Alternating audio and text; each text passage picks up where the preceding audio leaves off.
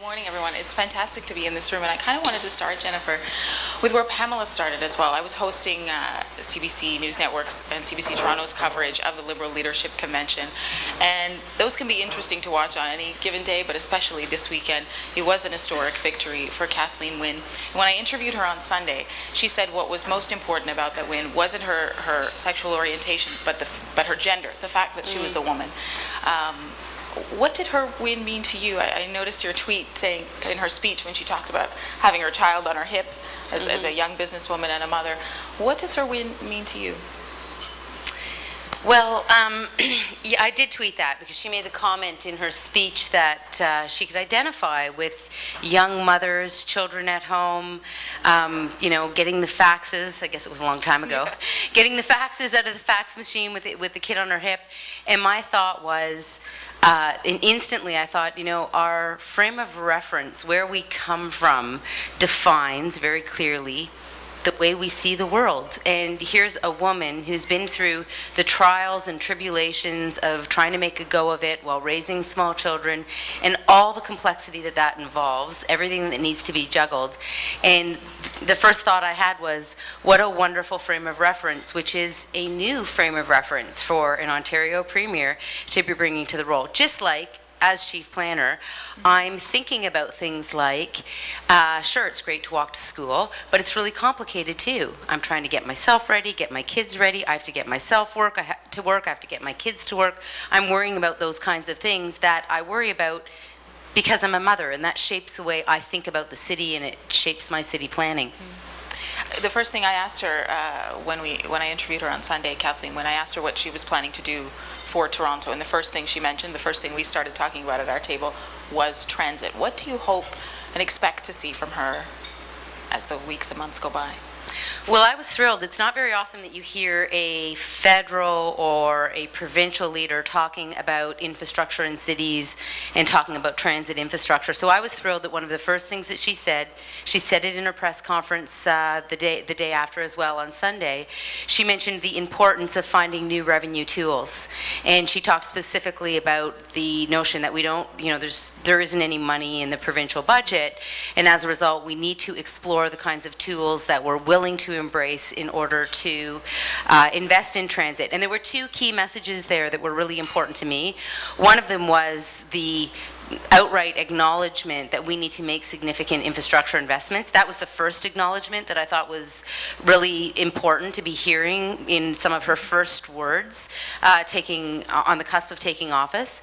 And the second acknowledgement was a recognition that we in fact need new models for funding. We know that just kind of having a lump sum tax, whether it's a sales tax or whether it's from the property tax base as happens in the municipal context, tends to be really challenging because people think that money disappears. They don't know where that money goes, which a lot is always a mystery to me, because you look around in the municipality and you see fire services, community services, you see your roads get plowed, your garbage gets picked up. Municipal taxes are the best deal going in some ways. Like the amount of service the municipality offers for that task is quite astronomical. But putting that aside, the notion that when you take a tax or some kind of way of paying, it doesn't necessarily have to be a tax, and you connect it very clearly to an outcome. So for example, you pay a road toll, you pay $5, and we get a state-of-the-art public transportation system. I think most people are much more willing to pay when that connection is made really explicit and made really, really transparent. So the fact that she's talking about new revenue sources, I think opens up that conversation for making those revenue sources dedicated, clearly linked to a specific outcome. And that, I believe, is politically saleable. And we all know that there's no point talking about any of these ideas if they're not politically saleable. So I think that's a really good place for her to start. So we're launching a process at the city right now. It's called Feeling Congested. And this is a process that it's not about the head colds that all of us are battling. It's, in fact, about transportation congestion. And we're in the process of an official plan review. So our official plan framework is a policy document that directs staff, gives us direction, it's approved by City Council in terms of how we make decisions about city planning.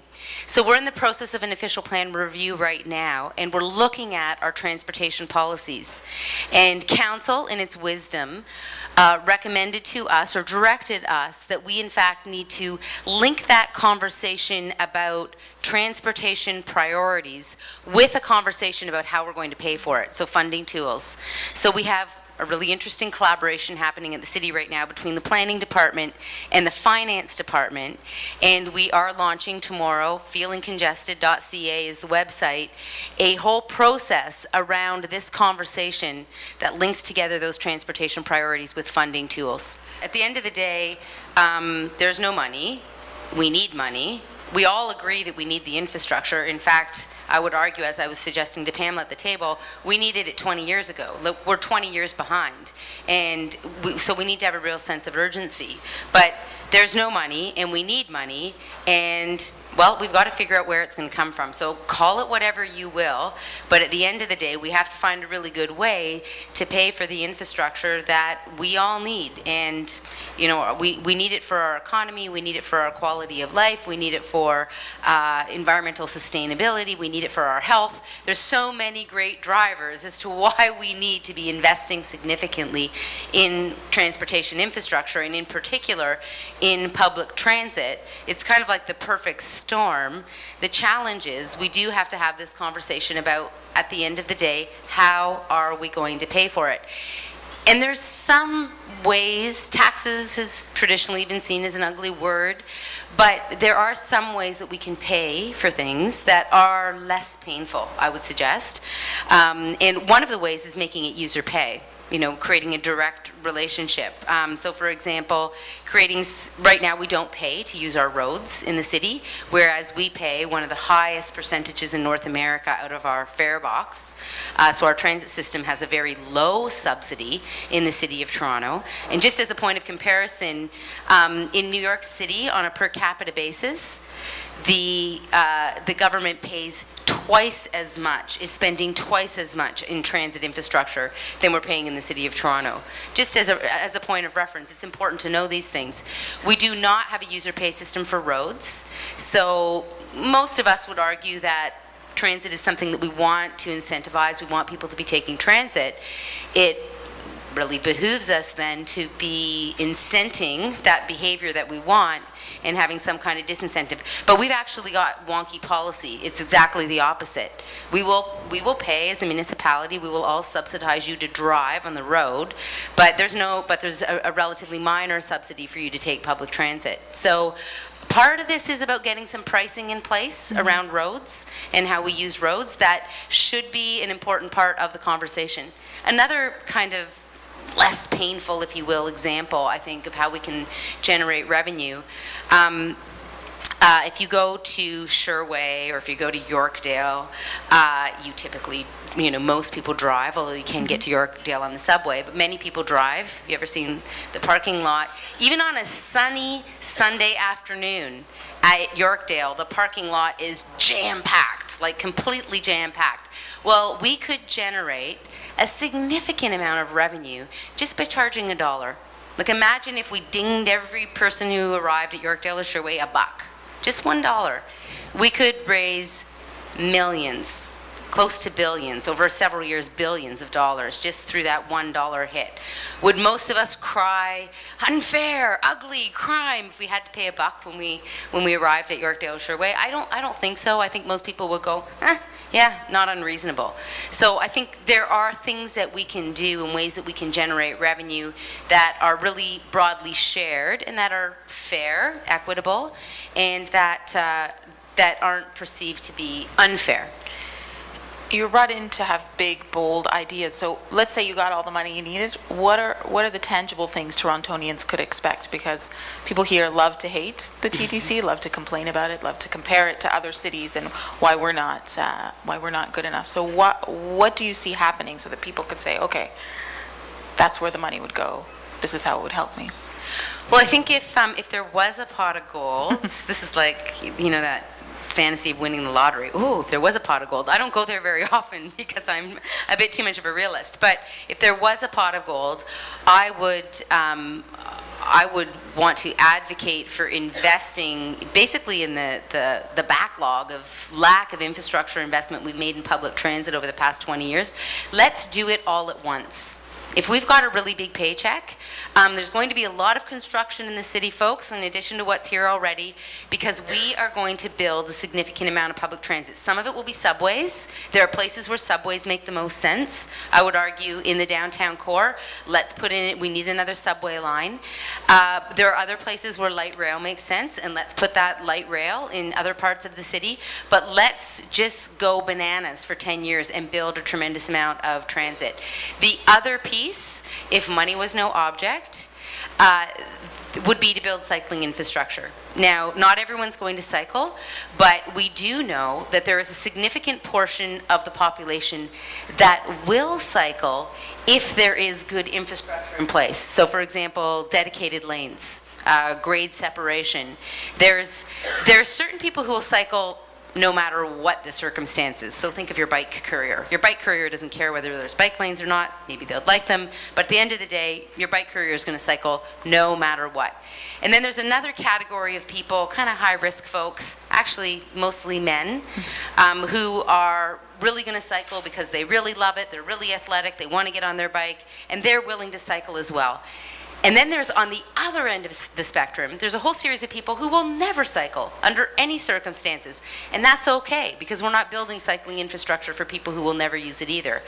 Then there's a really significant cohort in the middle that will cycle if we have good infrastructure and if we have other parts of the system that support cycling in a significant way. So I think we need to build out the infrastructure that will in fact encourage those who would cycle if it was a good and viable choice. The very first starting point is by having this conversation and recognizing that we don't fall into those categories, because the categories trap us.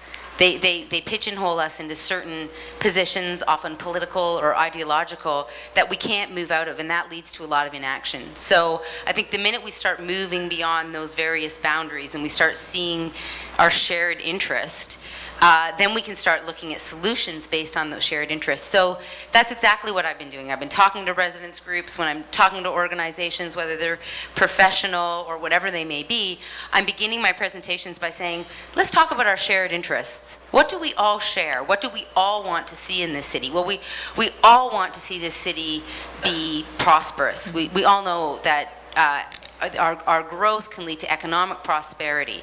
So what's constraining our economic prosperity? Well, we know, and the Board of Trade has done some wonderful work in this area, that we know that one of the great constraints to our economic prosperity is in fact productivity. And why is our productivity low? One of the key reasons our productivity is low is because of traffic congestion.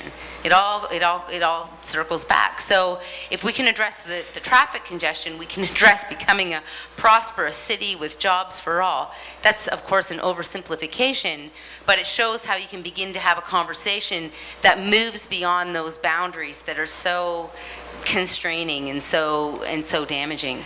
How do you navigate that when you have big ideas? You're used to saying, I have a plan, now let's get it done. But there's many more layers to get through, whether it's at the city or CBC or other. How do you navigate that shift? Well, it's very, very tricky. Yeah.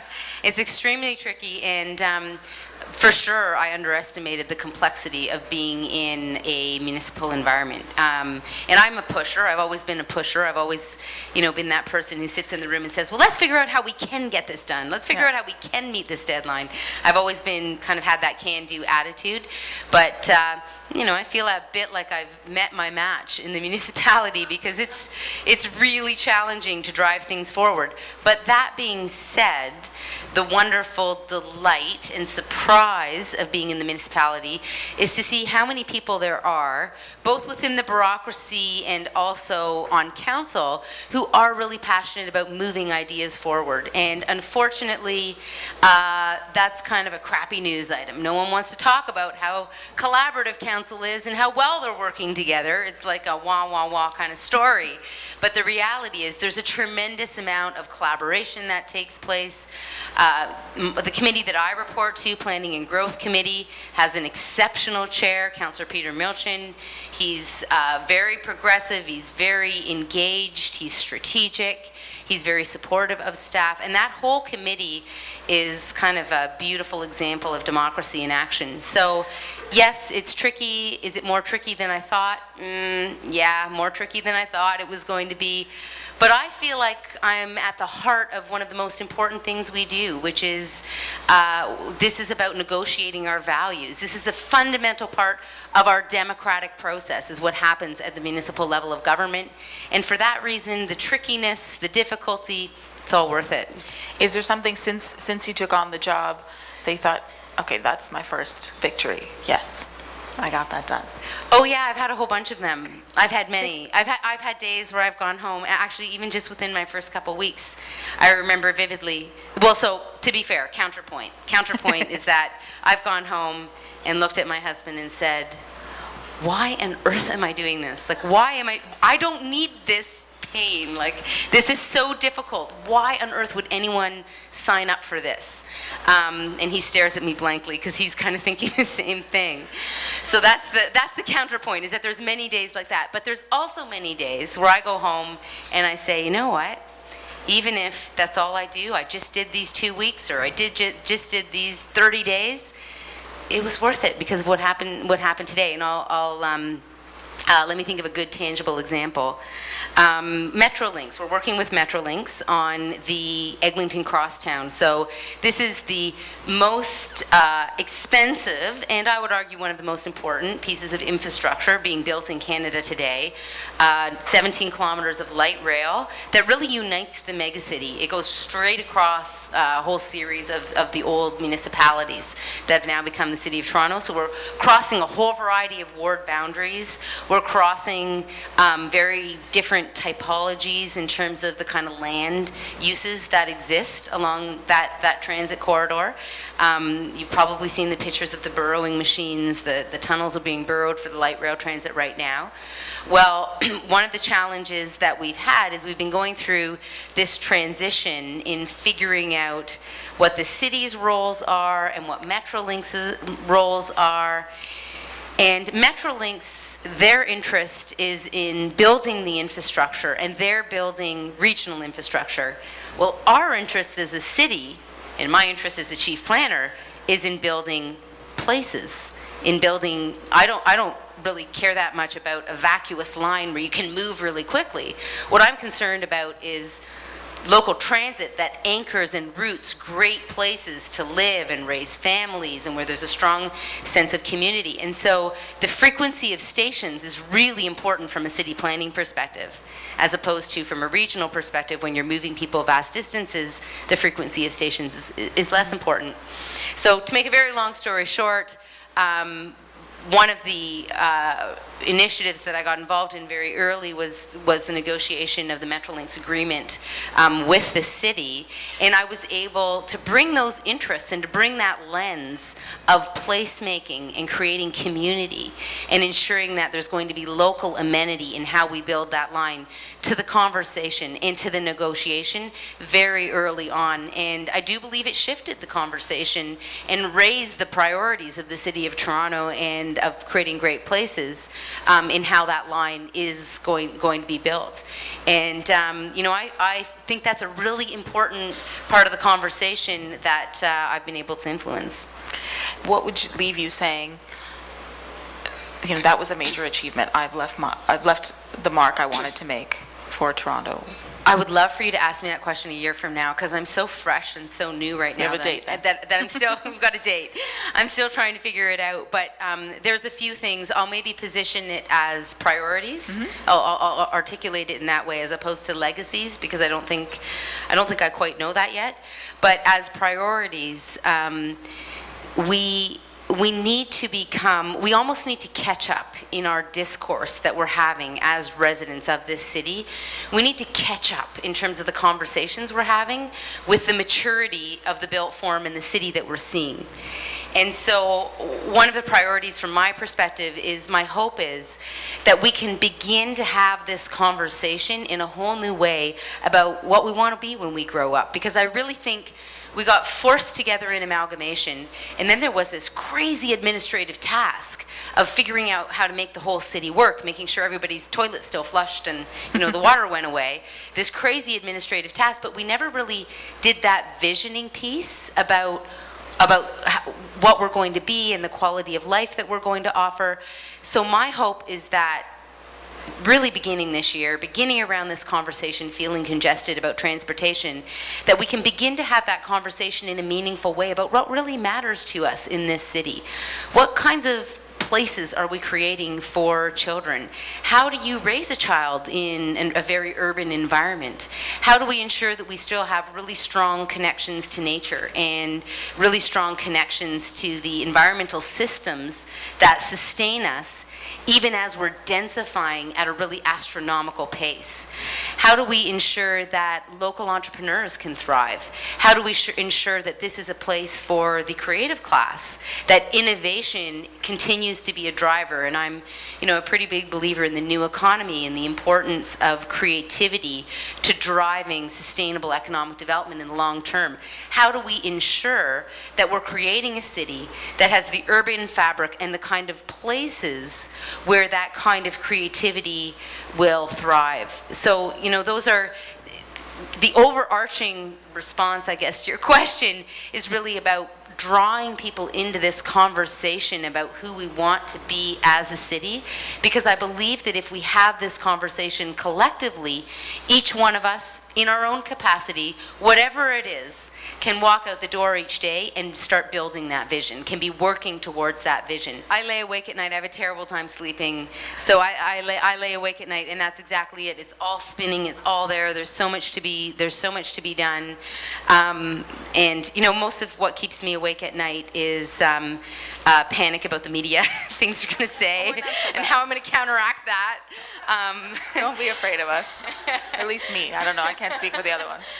The other thing that keeps me awake at night is the fear of unwittingly saying or doing something that might not contribute to this conversation in a positive way, because and there's many people there, I've stumbled upon them, who, you know, there's a lot of people who aren't about building something up, they're about tearing something down. Those are the people that keep me awake at night, because I'm trying to build something up. I have a division. I have Mary McDonald here from Heritage Preservation Services. She is a key team member in building something up.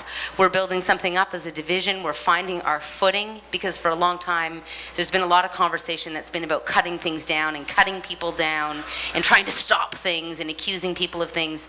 And I'm trying to figure out how to kind of rise above that and not be a part of it, and it's really tricky.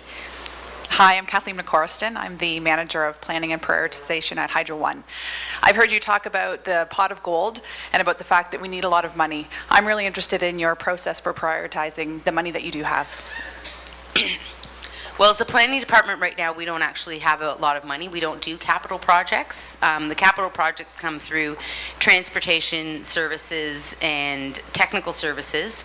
But what we do is we create the plans about where that money will go when the money materializes. There isn't a lot of money right now. There's not a tremendous amount of money that's being spent on capital projects in the city. And I haven't done the analysis, but it would be an interesting analysis to do a comparative analysis with similar size, large-scale cities. We know we're way behind. We know we're spending a lot less money than we ought to. The process we're engaging in right now around transportation planning is about figuring out what those priorities are, figuring out what the tools are, but also what the priority projects are. So it's a bit of a non-answer, in part because we're going through a process right now. In November, we'll have clarity, and we'll have generated that outcome through public conversation. One part I'll just add, one of the things we don't do in the City of Toronto, we don't have money that we're putting into community spaces, recreation centers, the public realm in a significant way. In fact, the only place we get money for those kinds of infrastructure are through Section 37 monies. Now, Section 37 is a part of the Planning Act that allows us, when we have new projects coming forward, to extract some monies to go into the public realm or to go into community amenities. So as long as we have a lot of growth, you'll see improved community centers and improved park and improved streetscapes. But if we don't have growth, all of it stops dead in its tracks. It's not a great way to plan. But right now, there is no money, there's no long-term strategy or monies for investing in infrastructure. And I think that is that's a pretty important challenge that the city needs to grapple with. So I'm a mom of 3 kids, and so we've got a minivan, but I don't want to use that driving into work. So I ride a Vespa, and I've been Vespaing for about 10 years now, so before it became quite popular. And there are some hazards that I've been able to maneuver. The higher the heels you wear, the more respect you get. You have helmet head going into business meetings. A little hair product at work seems to help. And the helmet sometimes helps in really bad meetings too. But what I'm wondering about is the hazard that I encounter when I'm driving in. There are bike lanes, but I'm not privy to those. I don't get to go in those bike lanes. I'm a 50cc, so not a big Harley or anything. A little powder blue thing, very, very gentle. But I have to maneuver the subway tracks or the streetcar tracks and the other traffic that's there. And I think, I could support reducing traffic, emissions. There's a speed, there's a convenience to that. So my first thought is, you're very cool. That's really cool. And I love it that you're in the Vespa and heels. That's fantastic. That's really great. An interesting thing about transportation planning is that there's always a risk that we plan for the way things are now, but things are always changing. Transportation and how we move in a city has never been static. It's always changing. There's always new movements, new technologies, new pressures that mean we need to be anticipating change. And I think this is one of the challenges that we've had in the City of Toronto, is that we haven't in fact been planning in new ways and anticipating change. And I think Vespas are a really great example of change, and particularly as the city densifies, as it becomes more costly to drive cars and there's less room on the roads, we need to think really carefully about the role of technologies like Vespas, just like we need to think about bikes, and the way they become a legitimate part of our transportation system. And one of the challenges, you've been on the fringes, you've been like the bike courier. You've been the one like way out there on the fringes doing it before anyone else does. And the public policy and the infrastructure isn't there yet. But I would like to suggest that we have to grapple with that. It should be there. Portland, Oregon, 30 years ago had an unbelievable transportation congestion problem. They also were on the cusp of getting a new freeway that was going to run right across their waterfront, not unlike the situation we were in with our Gardner or with the Spadina Expressway that was coming forward. And the protest group emerged, and the protest group advocated for stopping the freeway, which they successfully did, and then they advocated for taking those same monies and investing those monies in alternative forms of transportation. And they created a transportation system that involves buses, light rail, and streetcars integrated. And by the way, they were copying us. They used Toronto as their model back then. But they also invested significantly in cycling infrastructure. And this is a real myth about cycling infrastructure, which is that, you've got lots of cyclists, so you build cycling lanes. Actually, it usually goes the other way. And ironically, we actually have a lot of cyclists already in our city, and they're cycling in not very great circumstances. In Portland, they created a cycling culture. And the weather there is really stinky. It's like Vancouver. It's like rainy and drizzly all the time, and people cycle. So, people overcome weather. They overcome it in Copenhagen as well. They had an intentional strategy about the kind of movement culture they wanted. They planned it. They set out and built it, and guess what? People responded. And I believe that's what we need to do here too. We need to actually decide what the future is going to look like, and then we need to build infrastructure for that future instead of building infrastructure for today. So I hope that, hope I have a Vespa someday. My name is Nabila. I'm with Accenture. I'm with the Metrolinx account, specifically working on the rollout and the deployment of the Presto card. So before I start, I have to say you have great shoes. They're really cute.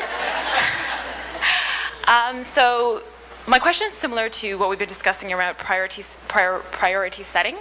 And I was curious as to what role you think the citizens of Toronto play in terms of driving some of these priorities.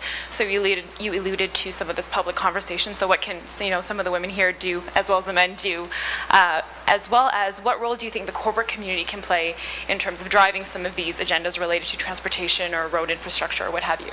At the end of the day, the value of a democracy is that we're likely always going to have populism at City Hall, and what we see and the kinds of priorities that we identify and invest in is a result of what people want. That's populism. So this is why I've been talking about this notion of broadening the conversation, because I don't think we've been having those conversations that we need to have, and that's why we haven't been getting the investments that we need to have. So I think a really important part of the role that community leaders can play, the business community can play, is by using good information, good data and analysis. For example, there's great information and analysis on the implications that congestion has on the economy. Using that information as the basis for conversations and discourse and advocacy for investment in public infrastructure. And the more voices come to the table, the more people who gather and I believe have a unified chorus, I think the more difficult it becomes for that to be ignored at the political level.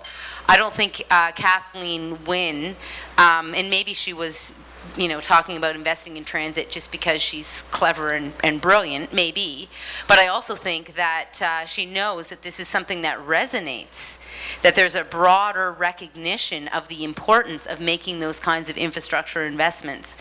The challenge is that conversation needs to be sustained and maintained, particularly as we're going through election on any kind of election period, because it's very easy to fall back on a promise of we don't need to spend any more money. That's a message that will always resonate with people, that somehow there's money somewhere that we can reallocate. And I can tell you, I inherited a planning department that is stripped to the bones.